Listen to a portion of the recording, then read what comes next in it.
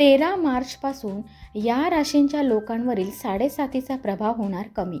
आता शनी महाराज देणार चांगले फळ, घरात सुख समृद्धी नांदणार. ज्योतिषशास्त्रात शनी ग्रहाला कर्मफलाचा न्यायाधीश मानले जाते. शनीची गती अत्यंत मंद असल्यामुळे त्याचा प्रभाव दीर्घकाळ टिकतो. एखाद्या राशीत जवळपास 2.5 वर्षे राहणारा हा ग्रह अनेकांच्या जीवनात चढ उतार, आव्हाने आणि संधी निर्माण करतो. सध्या शनी मीन राशीत भ्रमण करत असून 2 जून 2027 पर्यंत तो याच राशीत राहणार असल्याचे ज्योतिष गणित सांगते. या काळात शनी कधी वक्री, कधी मार्गी तर कधी अस्त उदय अशा वेगवेगळ्या अवस्थेत दिसणार आहे.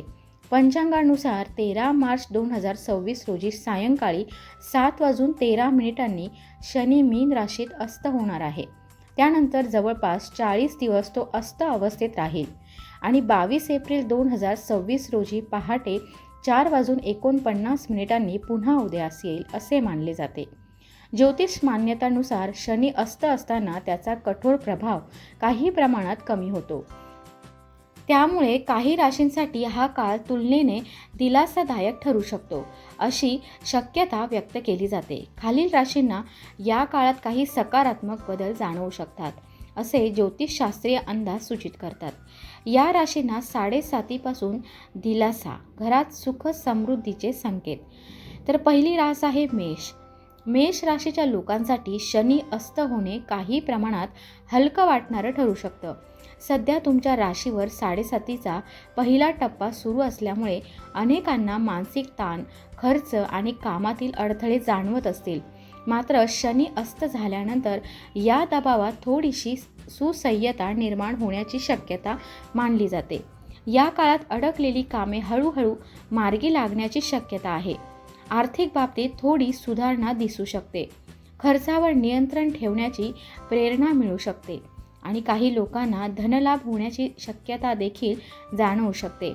परदेशाशी संबंधित कामे, शिक्षण किंवा नोकरीच्या संधी यामध्ये सकारात्मक हालचाली दिसू शकतात.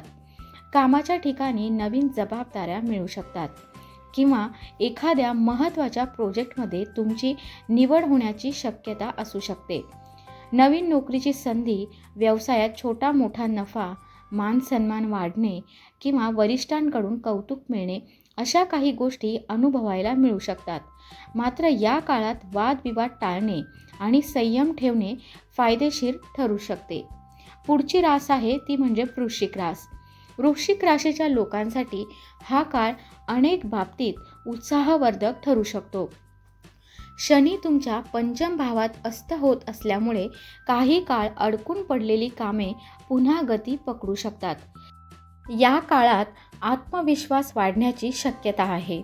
नोकरीत प्रगतीचे संकेत मिळू शकतात. काही लोकांना प्रमोशनची संधी, नवीन जबाबदारी किंवा करिअरमध्ये बदल दिसू शकतो.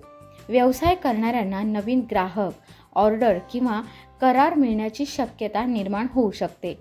आर्थिक दृष्टिकोनातूनही काही सकारात्मक घडामोडी घडू शकतात.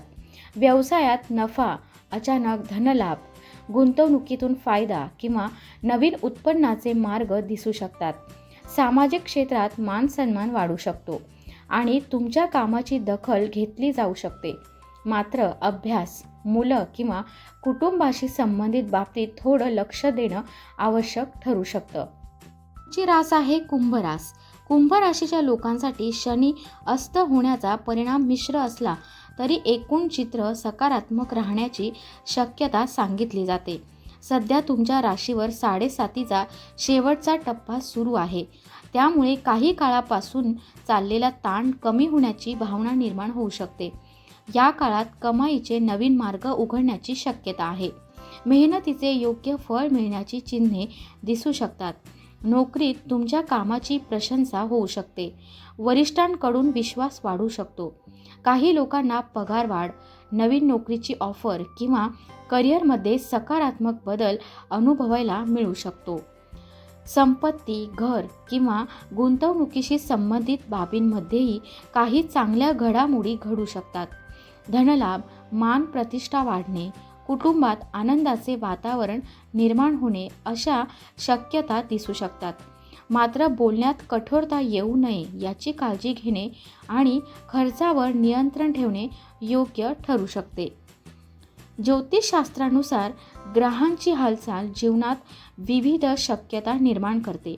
त्यामुळे शनी अस्त होण्याचा हा काळ काहींसाठी दिलासा देणारा तर काहींसाठी नव्या संधी घेऊन येणारा ठरू शकतो असे मानले जाते. धन्यवाद.